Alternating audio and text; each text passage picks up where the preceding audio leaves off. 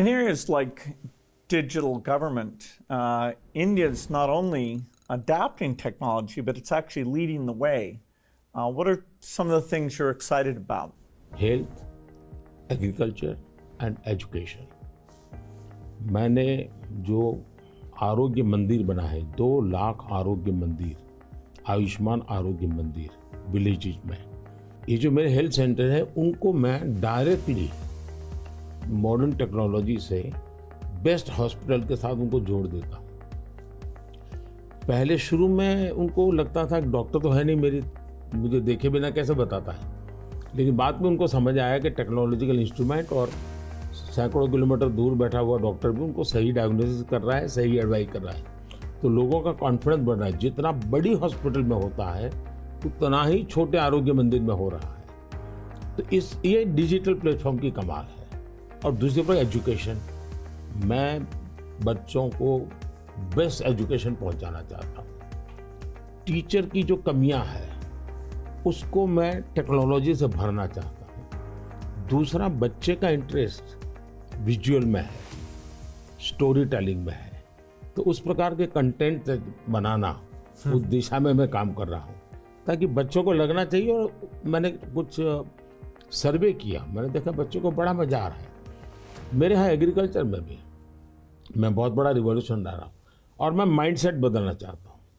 In one of the themes I think India brings to technology is that it should be available for everyone, actually lifting up those who need it the most. जब मैं दुनिया में digital divide की बात सुनता था, मैं कहता मेरे देश में मैं ऐसा कुछ नहीं होने दूंगा कि डिजिटल डिवाइड हो। और डिजिटल पब्लिक इंफ्रास्ट्रक्चर ये अपने आप में बहुत बड़ी रिक्वायरमेंट है।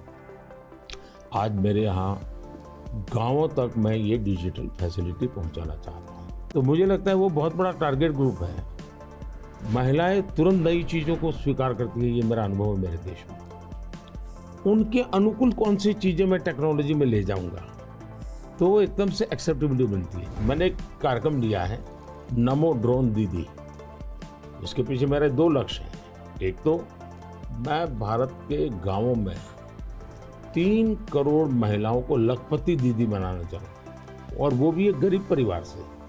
तो मैं एक साइकोलॉजिकल चेंज करना चाहता हूँ। ये छोटी छोटी चीज़ें नहीं, बड़ी चीज़ें करनी है। दूसरा, गांव में महिलाएं मतलब यही काम करेगी, भैंस को चराएगी, गाय को चराएगी, दूध दोहेगी, नहीं, मैं उसके हाथ में टेक्नोलॉजी देना चाहता हूँ।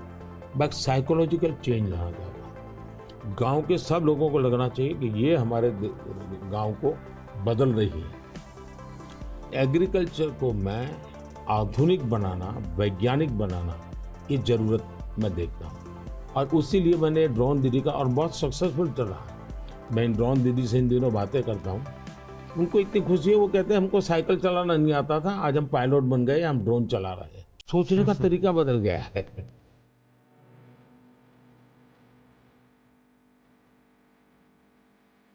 मैंने अफ्रीकन कंट्रीज के बहुत से लोगों से बात की। मैंने उनको कहा कि मैं इसमें आपकी मदद करने को तैयार हूँ, क्योंकि ये सबको समान अवसर देता है और डेमोक्रेटाइज, ये उसका मेन पॉइंट है, उसको नहीं छोड़ सकते आप। अब आपने देखा होगा कोविड में दुनिया सर्टिफिकेट नहीं दे पा रही थी। मेरे यहाँ मुझे वैक्सीन लेना है तो मैं कोविन ऐप पर जाकर के कितने डिस्टेंस पर मुझे मिलेगा, कौन सा टाइम स्लॉट मिलेगा, और मेरा सर्टिफिकेट भी मुझे within fraction of second मिल जाता था। और कोविन मैंने ओपन सोर्स कर दिया था, कोई भी उसका उपयोग कर सकता है। तो ये मेरा होगा, उसका कारण डिजिटली बहुत लाभ हुआ है मेरे देश में। और हम शायद जो इंडस्ट्रियल रिवॉल्यूशंस हुए, फर्स्ट सेकंड, हम पीछे रह गए क्योंकि हम गुलाम थे। ये चौथा जो इंडस्ट्रियल रिवॉल्यूशन है जिसमें डिजिटल एलिमेंट सबसे बड़ा है, और भारत इसमें बहुत कुछ प्राप्त कर लेगा, ऐसा मेरा विश्वास है। Yeah, I think the key point is that the digital infrastructure just gets keeping richer.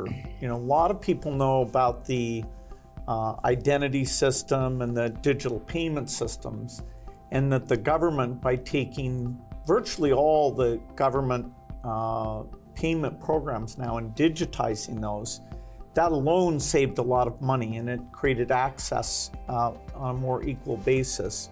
But now as you're moving into the different areas, advice for farmers, registering their land, tutoring for kids, and the health records, connecting all of those, that's kind of a second phase.